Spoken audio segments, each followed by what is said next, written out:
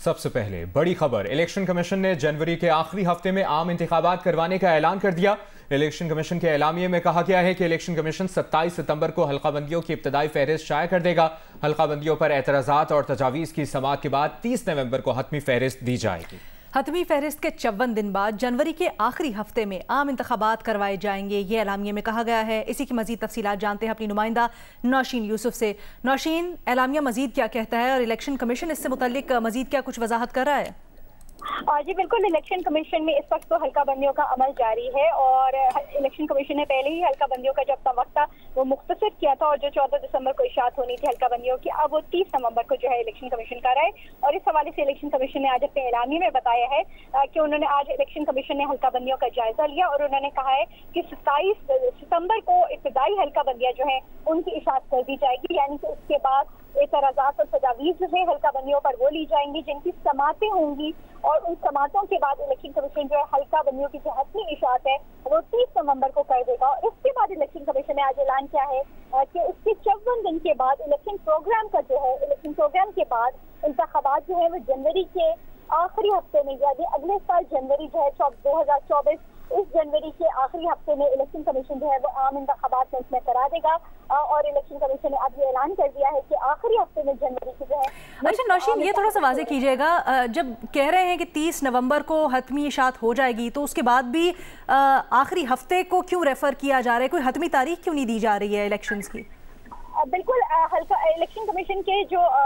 अभी तक उन्होंने तारीख और शेड्यूल इसमें नहीं दिया, क्योंकि जो हमारी बात हुई थी तो उनके मुताबिक कि 30 नवंबर को जब इब्तदाई इशाअत हो जाएगी उसके बाद ही इलेक्शन कमीशन शायद चाहता है कि वो शेड्यूल का ऐलान करे, क्योंकि शेड्यूल जो है आपको 54 डेज का टाइम पीरियड चाहिए होता है जिसके बाद आप इलेक्शन का इनेकाद कर सकते हैं। तो इस हवाले से इलेक्शन कमीशन जो है वो ऐलान तो क्योंकि पहले उनसे कहा जा रहा था, जो सियासी जमातों की उनसे मुलाकातें भी हुई थी उसमें उन्हें कहा गया था कि आप इलेक्शन डेट दे दें। तो अब इलेक्शन कमीशन ने ये बता दिया है, ऐलान कर दिया है कि वो आखिरी हफ्ते में जनवरी के इलेक्शन जो है वो कराने जा रहे हैं, लेकिन इलेक्शन कमीशन ने इलेक्शन शेड्यूल नहीं दिया और यही तवक्को की जा रही है कि जब हल्का बंदियों की इब्तदाई हतमी इशाअत हो जाएगी उसके साथ ही इलेक्शन कमीशन तारीख का ऐलान कर देगा जिसके बाद मुल्क में आम इंतखाबात। अच्छा नौशीन, ये भी बताइएगा क्या ये समझा जाए कि हल्का बंदियों का जो तमाम तर अमल है वो 30 नवंबर तक मुकम्मल हो जाएगा? जी बिल्कुल, हल्का बंदियों का जो अमल है वो एक टाइम टेकिंग अमल होता है जिसको इलेक्शन कमीशन ने पहले ही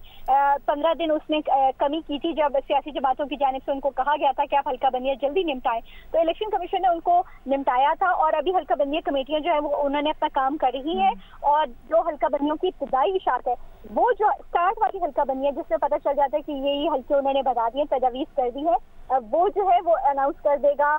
जो है 27 सितंबर को, जिसके बाद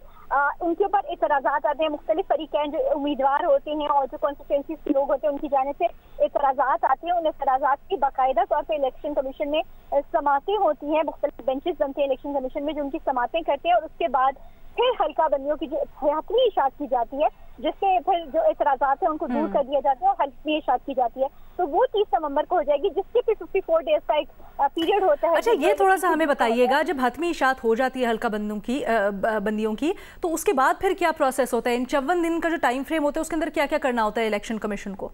इलेक्शन कमीशन को उसके अंदर पहले तो कागजात नामजदगी की जो वसूली और जो जमा कराने का अमल होता है वो किया जाता है। उसके बाद इलेक्शन कमीशन जो है उन कागजात नामजदगी की जो है वो स्क्रूटनी करता है, जांच पड़ताल करता है। जो चीज़ें जो दरखास्तें मुस्तरद हो जाती हैं